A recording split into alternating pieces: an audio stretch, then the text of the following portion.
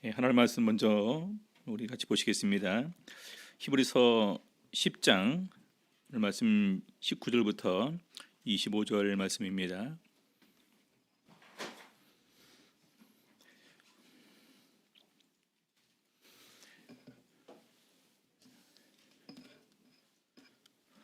히브리서 10장 19절부터 25절 말씀, 예수 그리스도로 우리 하나님의 말씀 증거하겠습니다.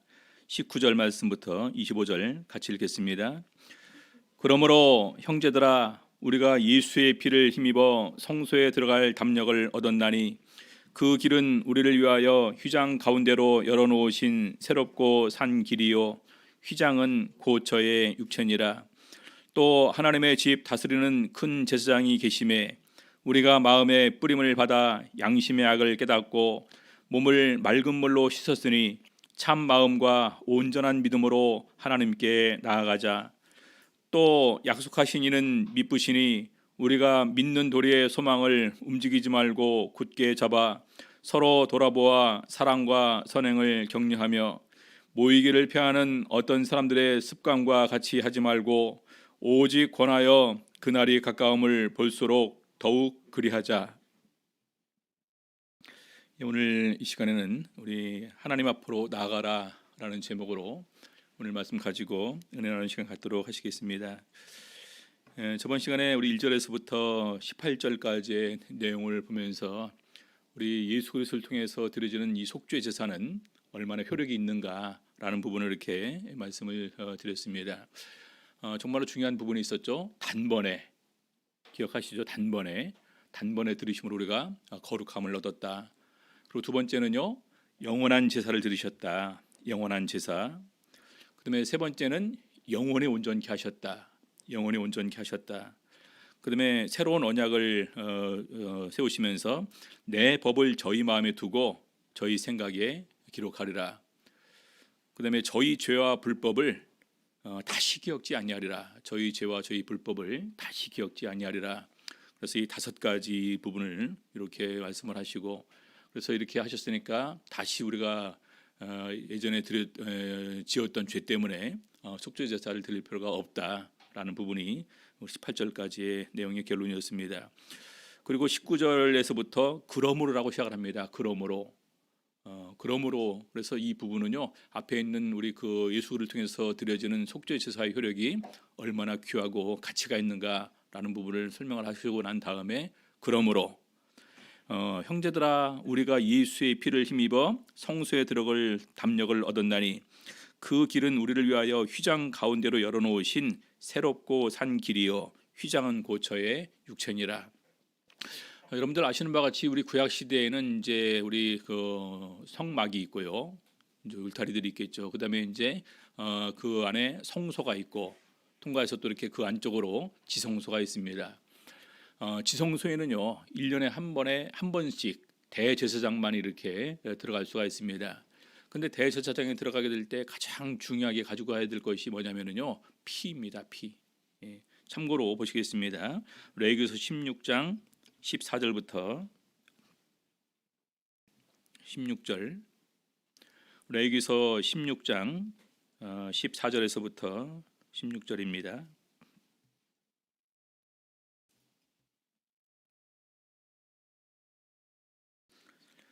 자, 그는 또 수송아지의 피를 취하여 손가락으로 속죄소 동편에 뿌리고 또 손가락으로 그 피를 속죄소 앞에 7번 뿌릴 것이며 또 백성을 위한 속죄제의 염소를 잡아 그 피를 가지고 장 안에 들어가서 그 수송아지의 피로 행함같이 그 피로 행하여 속죄소 이와 속죄소 앞에 뿌릴지니 곧 이스라엘 자손의 부정과 그 범한 모든 죄를 인하여 지성소를 위하여 속죄하고 또 그들의 부정한 중에 있는 회막을 위하여 그같이 할 것이요. 그래서 이 수송아지의 피나 또 염소의 피를 잡아서 뿌리면서 다 뿌림 받는 것을 갖다가 정결케 하는 것입니다. 그래서 속죄소를 먼저 이렇게 정결케 하죠. 자, 그다음에 18절부터 보시겠습니다. 레위기서 16장 18절. 그는 여호와 앞 단으로 나와서 그것을 위하여 속죄할지니 곧 그 수송아지의 피와 염소의 피를 취하여 단 귀퉁이 뿔들에 바르고 또 손가락으로 그 피를 그 위에 7번 뿌려 이스라엘 자손의 부정에서 단을 성결케 할 것이요. 그래서 우리 구약 시대에 대제사장이 성소나 지성소를 들어가게 될 때 있어서 중요하게 가지고 갈 것은 바로 짐승의 피입니다. 근데 우리 예수님께서는요, 예수 그리스도의 피를 가지고 이제 성소에 들어가셨다라는 부분을 오늘 본문의 말씀에서 이렇게 설명을 하는 것입니다. 우리가 예수의 피를 힘입어서 성소에 들어갈 담력을 얻었다. 구약 시대의 짐승의 피였다면 우리 신약 시대 예수 그리스도의 십자가는 예수의 피를 통해서 성소에 들어가게 된다는 것입니다. 우리 앞에 있는 히브리서 9장 7절에 보게 되면은요, 우리 대제사장이 해마다 들어가면서 이 피를 가지고 들어간다라는 부분을 이렇게 설명을 하고 있습니다. 히브리서 9장 7절 보시겠습니다. 오직 둘째 장막은 지성소를 얘기를 합니다. 지성소. 히브리서 9장 7절. 오직 둘째 장막은 대제사장이 홀로 1년 1차씩 들어가되 피 없이는 아니하나니 이 피는 자기와 백성의 허물을 위하여 드리는 것이라. 그렇죠? 그래서 구약 시대에 마지막 지성소까지 들어갈 때 반드시 가지고 가야 될 것이 짐승의 피를 가지고 이렇게 들어가면서 뿌립니다. 궁극적으로 이것은 바로 마지막에 거기까지 나가서 하나님을 만나고 하나님의 말씀을 듣고 오는 것이 가장 중요하면서 거기에 또 하나 굳이 덧붙인다면 바로 속죄입니다. 자기의 죄와 이스라엘 백성들을 그 속죄를 이렇게 하나님께 간구하면서 드리는 거죠. 자, 다시 우리 그래서 히브리서 10장 19절 다시 보시겠습니다. 그러므로 형제들아 우리가 예수의 피를 힘입어 성소에 들어갈 담력을 얻었나니 우리 구약 시대에는 대제사장이 피 없이는 안 들어간다, 피 없이는 못 들어간다라고 되어 있거든요. 근데 우리 예수님께서 예수의 피를 힘입어 성소에 들어갈 담력을 우리가 얻게 되었다. 그래서 20절 보니까요, 그 길은 우리를 위하여 휘장 가운데로 열어놓으신 새롭고 산 길이요 휘장은 곧 저의 육체니라. 자, 그 길은 휘장 가운데로 열어놓으신 새롭고 산 길이라고 되어 있습니다. 그러면서 휘장은 저의 육체니라. 예수님께서 십자가에 달려 돌아가실 때 특별히 한 사건을 성경에서 마태, 마가 이렇게 이제 또 기록을 하고 있습니다. 거기에 보게 되면은요, 휘장이 위로부터 아래까지 이렇게 찢어졌다라는 내용을 특별히 복음서에서 기록을 하고 있습니다. 마태복음 27장 51절 보시겠습니다.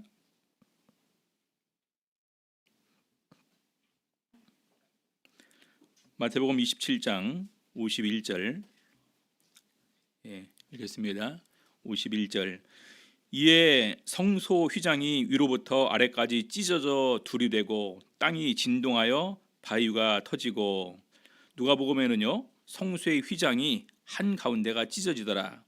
마가복음에 보니까 이에 성소 휘장이 위로부터 아래까지 찢어져 둘이 되니라 이렇게 기록이 되어 있습니다. 위로부터 아래까지 찢어져 둘이 되니라. 여러분들 한번 커튼이 이렇게 이제 매달려 있는 걸 생각해 보시기 바랍니다. 그럼 주로 이렇게 상식적으로 보면은 아래서부터 위로 찢어집니까? 위에서부터 아래로 찢어집니까? 그리고죠. 아니면 거긴 특별히 위로부터 찢어지도록 뭐 이렇게 잘못 해놨나? 그건 아닐 테고요. 이것은 뭐냐면은 하나님께서 친히 우리를 위해서 길을 열어주셨다라는 것인데, 예수 그리스도께서 십자가에 달려 돌아가실 때 마치 예수님의 몸이 찢어지는 것처럼 휘장이 찢어짐을 통해서 우리가 하나님께로 나갈 수 있는 길이 열려지게 되었다라는 것입니다. 그러면서 예수님께서 그렇게 말씀하셨습니다. 내가 곧 길이요 진리요 생명이니 나로 말미암지 않고는 아버지께로 올 자가 없느니라. 여러분들 그 지성소 가장 중요한 것은 뭐냐면요, 하나님께서 이스라엘 백성들에게 만들려고 명령할 때 나를 위해서 내가 거할 처소를 짓되, 그리고 마지막 지성소 그 안에 들어가면서 거기서 너와 내가 만나고입니다. 그리고 이스라엘 백성들에게 말할 것을 주시겠다라고 말하는 거예요. 가장 중요한 것은 만나는 것이거든요. 그래서 구약 시대에는 대제사장만이 들어가서 만날 수 있게 되었는데, 우리 신약 시대에는 예수님께서 당신의 죽으심으로 이제는 휘장이 찢어지면서 누구나 다 하나님 앞에 나갈 수 있는 길이 열려지게 되었다라는 것입니다. 대제사장만 들어갔던 길을 이제 우리가 들어가서 만나게 된 것입니다. 여러분들 얼마나 영광스러운 일일까요? 대통령 한번 만나는 것도 굉장히 영광스럽죠.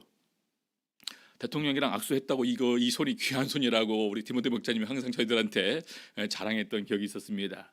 예전에 우리 김대중 대통령 때 한번 악수한 손이라고 이 손 귀한 손이라고. 예. 근데 저희는 하나님을 만나는 길이 우리들에게 열려졌습니다. 직접 하나님께 나가서 하나님을 만나고 내 마음을 아뢰고 또 하나님께 내 죄의 사함을 구할 수 있는 이런 길이 우리에게 열려지게 되었다라는 거예요. 여러분, 어느 교회에서는 아직까지도 이렇게 이제 고해성사를 합니다. 그렇죠? 고해성사.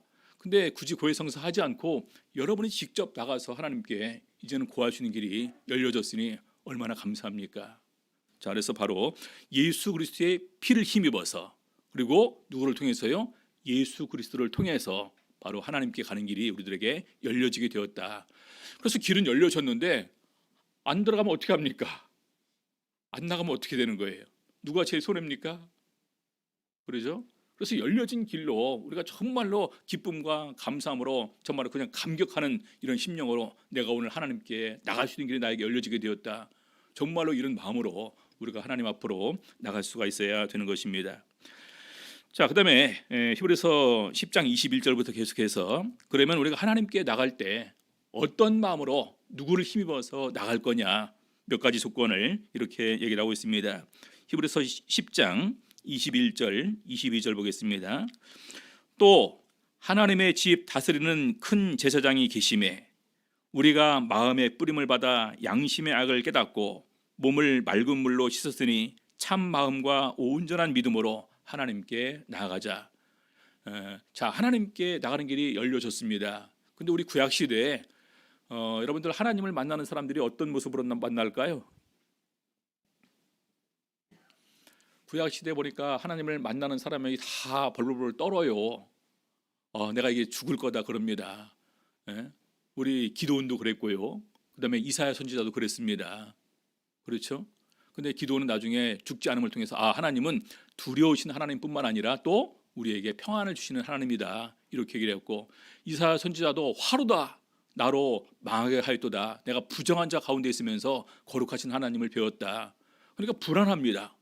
이 죄인된 몸으로 내가 어떻게 감히 하나님을 만나고 하나님 앞에 설 수 있을까에 대한 이 불안함이 있습니다. 근데 중요한 것은 우리에게 누가 계시다고요? 여기 보니까 하나님의 집 다스리는 큰 제사장이 계신다라는 것입니다. 제사장, 예수님께서 대제사장 되어주셔서 나를 위해서 바로 친히 제물 되어주시고 나를 위해서 직접 성소에 들어가셔서, 참 장막 하늘의 성소에 들어가셔서 하나님 앞에 나를 대신해서 간구해 주신다라는 것입니다. 그러니까 용기를 내서 이런 하나님이, 이런 대제사장이 내 앞에 계시니까 라는 마음을 첫 번째 우리가 품어야 되겠죠. 자, 두 번째는요, 양심의 악을 깨닫고라고 말하고 있습니다. 양심의 악을 깨닫고. 여러분, 우리 하나님을 만나기 위해서 중요한 것은 거룩해야 됩니다. 거룩. 그러면 회개를 해야 되겠죠.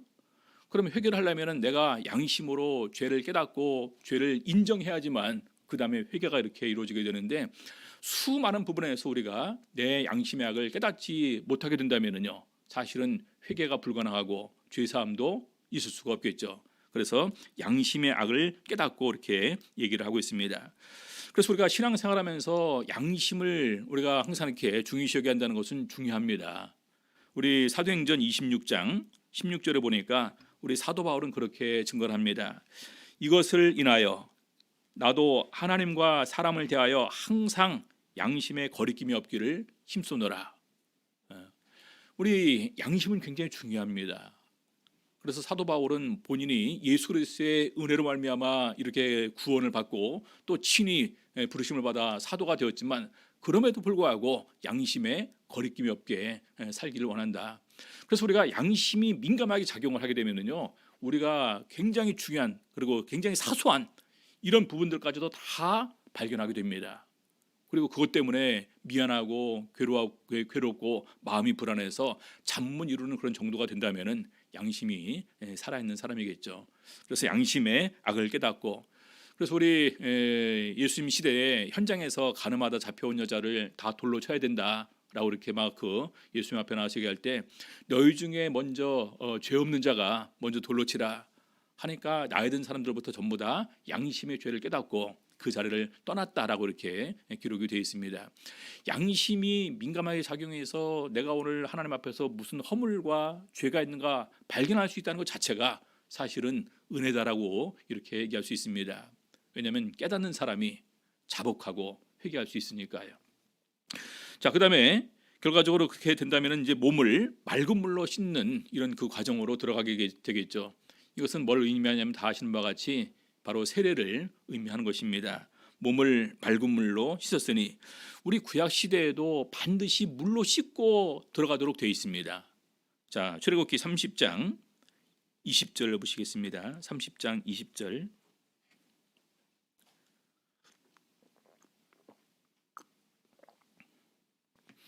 출애굽기 30장 20절. 그들이 회막에 들어갈 때에 물로 씻어 죽기를 면할 것이요 단에 가까이 가서 그 직분을 행하여 화제월을 여호와 앞에 살을 때에도 그리할지니라. 그래서 제사장들도 역시 반드시 물로, 그래서 우리 구약 시대에 제사장을 정결케 하는 데 있어서 세 가지가 이렇게 사용되는데 기억하시죠? 물로 씻어야 되고요, 그다음에 관유를 기름으로 이렇게 또 그에게 부어줘야 되고, 그다음에 피를 그에게 뿌려야 됩니다. 그 물, 기름, 피가 나중에 언제 한꺼번에 세 가지가 함께 역사를 해서 우리 죄를 사하느냐, 바로 예수 그리스도의 십자가의 보혈에 힘입어서 세례 받을 때 바로 물, 기름, 피, 이렇게. 그래서 우리 요한 사도는 그걸 갖다가 특별히 기록을 하는 가운데에서 증거하시는 이가 곧 세신이 성령과 물과 피라, 이렇게 얘기를 하고 있습니다. 그래서 이 몸을 맑은 물로 씻었다. 에베소서 5장 26절에 보니까요, 이는 곧 물로 씻어 말씀으로 깨끗하게 하사 거룩하게 하시고, 이렇게 사도 바울은 증거를 하고 있습니다. 맑은 물로 씻었다. 그래서 씻음을 통해서 우리를 거룩하게 하셨다. 거기에 더해지는 것이 예수님께서 우리에게 주신 말씀이죠.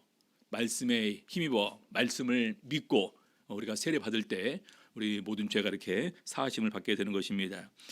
자, 그래서 하나님을 대제사장으로 우리가 신뢰하는 가운데, 그다음에 양심의 악을 깨닫고 우리가 예수 그리스도의 보혈에 세례를 받고, 그러면 우리 마음이 이제 어떤 마음이 될까요?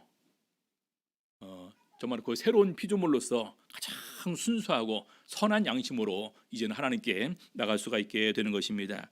그래서 참 마음과 온전한 믿음으로 하나님께 나가자. 우리 히브리서에서 그렇게 22절에서 기록되어 있습니다. 자, 베드로전서 3장 21절 보시겠습니다. 베드로전서 3장 21절.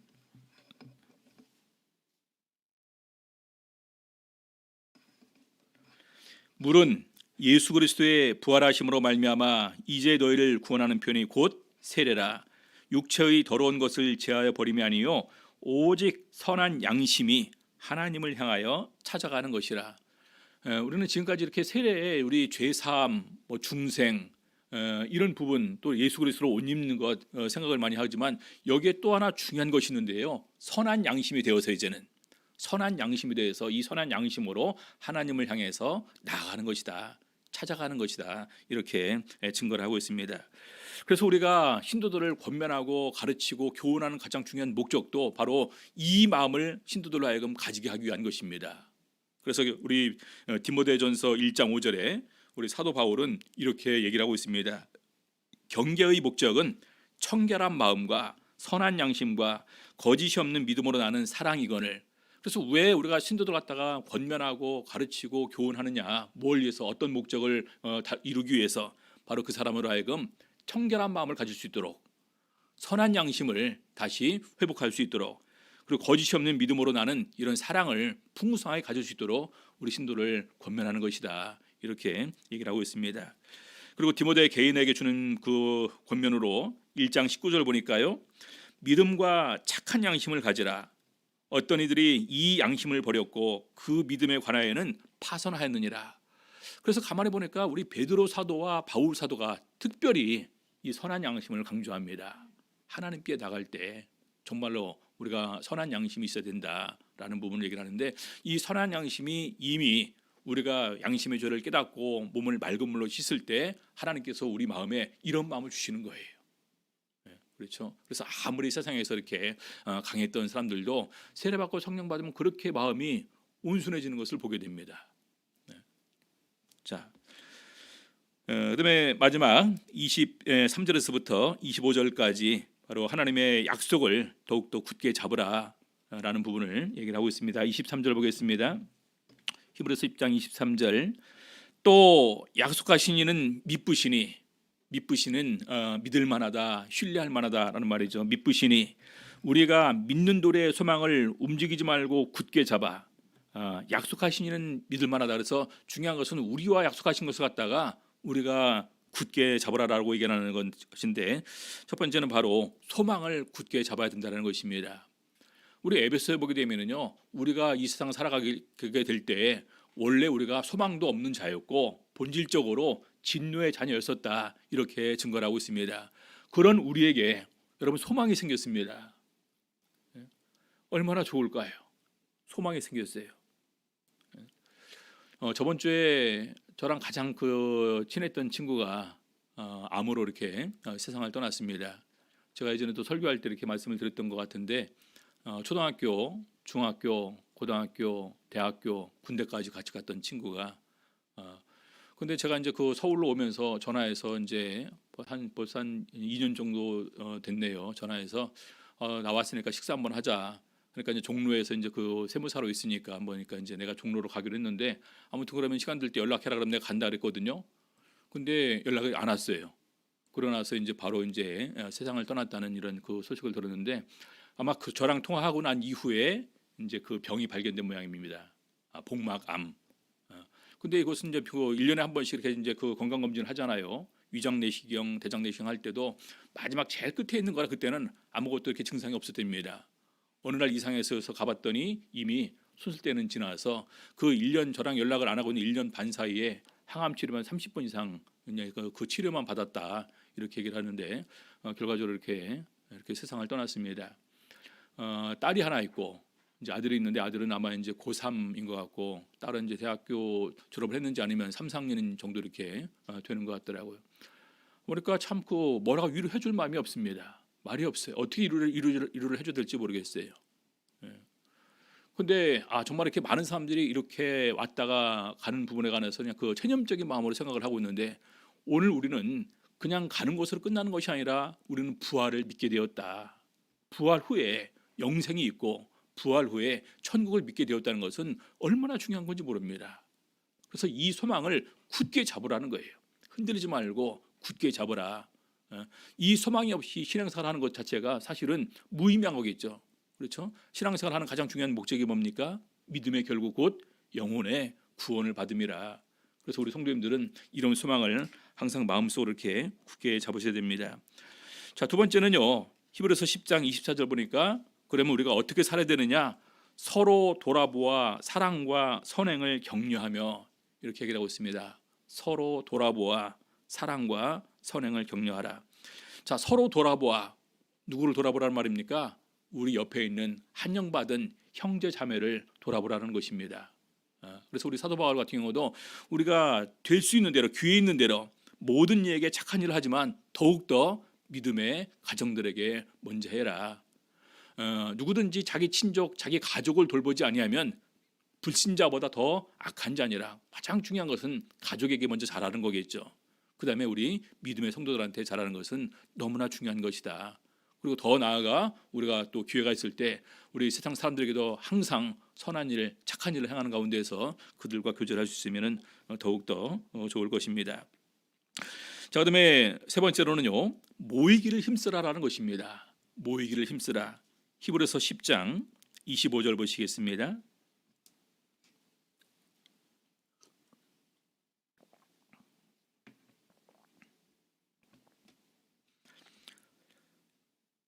히브리서 10장 25절.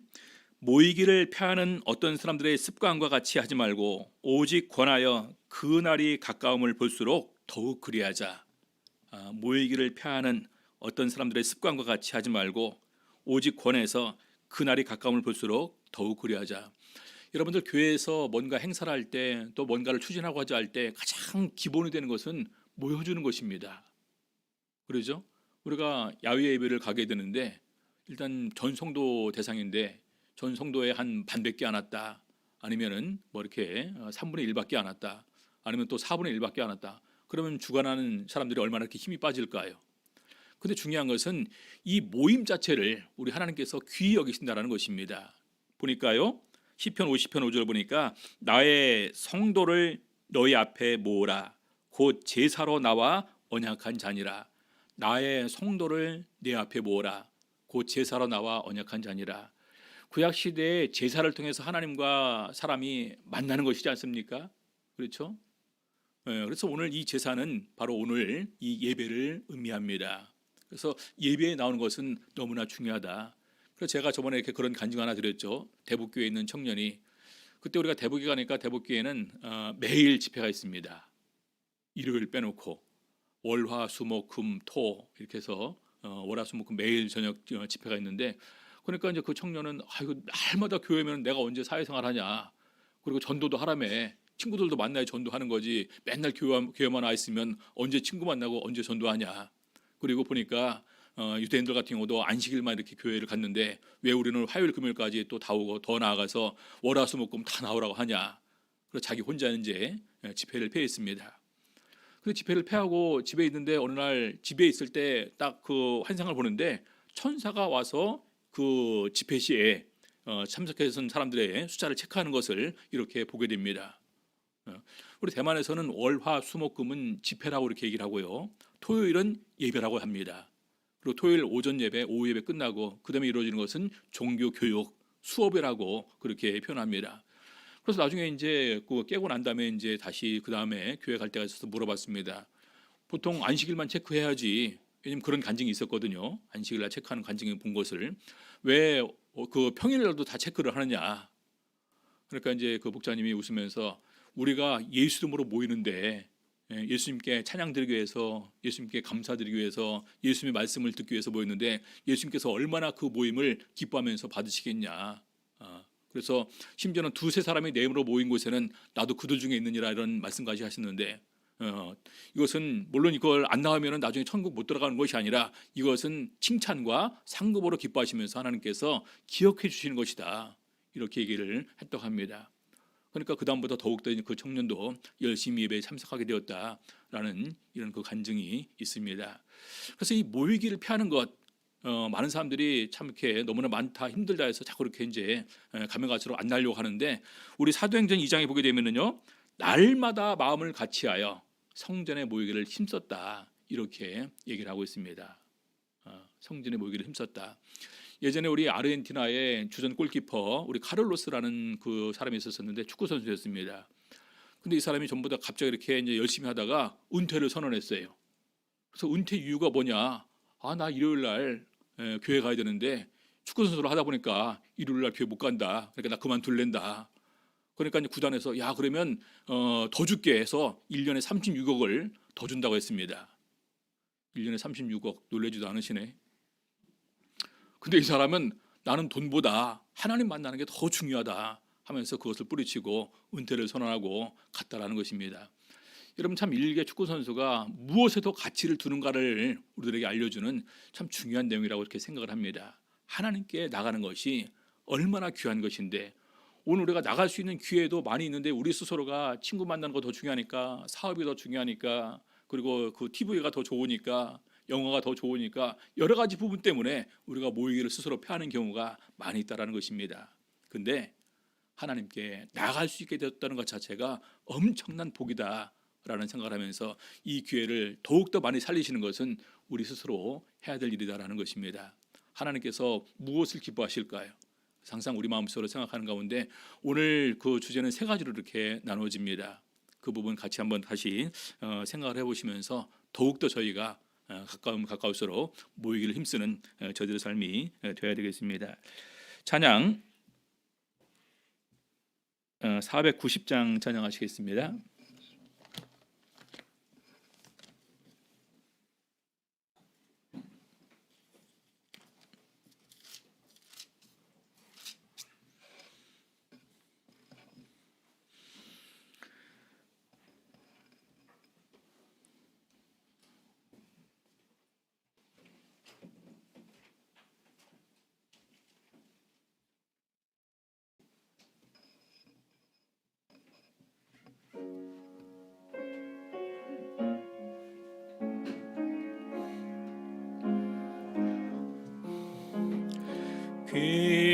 귀하신 주여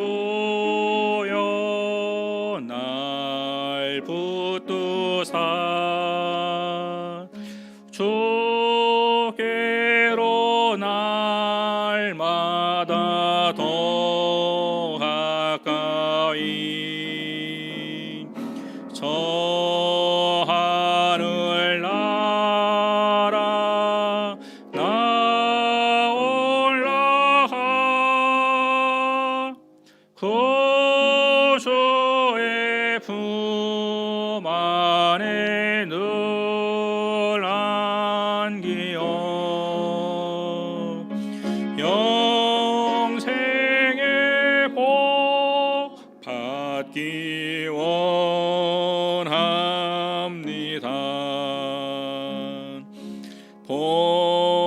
봉헌할 물건 나 없어도 날마다 주께로 더 가까이 내 죄를 주께 다 고하니 주님의 보혈로 날 씻으사 눈보다 더 희게 하옵소서. 4절 하시겠습니다. 이 세상 내가 살 동안에 주께로 날마다 더 가까이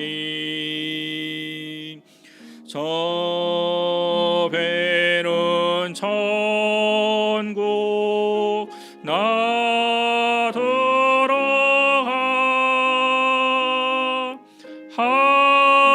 한없는 복락을 다 얻도록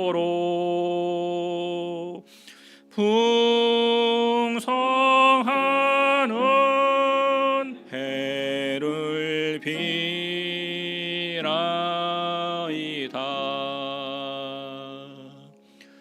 아멘.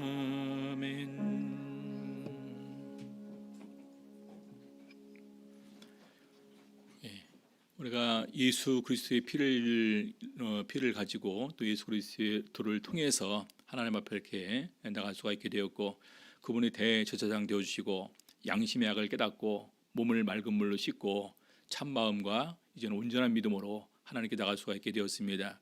그래서 중요한 것은 이 세상 살아가는 가운데서 이 약속을 굳게 잡아야 되는데, 소망을 정말 우리 마음속에 이렇게 간직을 하고, 그리고 선한 일을 행하면서 더욱더 모이기를 힘쓰는 이런 삶을 살면서 우리가 그것을 천국에 들어갈 또 영생을 누릴 준비를 하는 것입니다.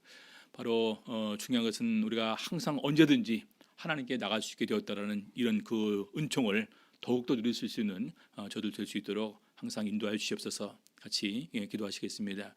또 코로나 사태가 또 더 다시 재발하면서 확산되면서 많은 사람들이 이렇게 불안한 것 같습니다.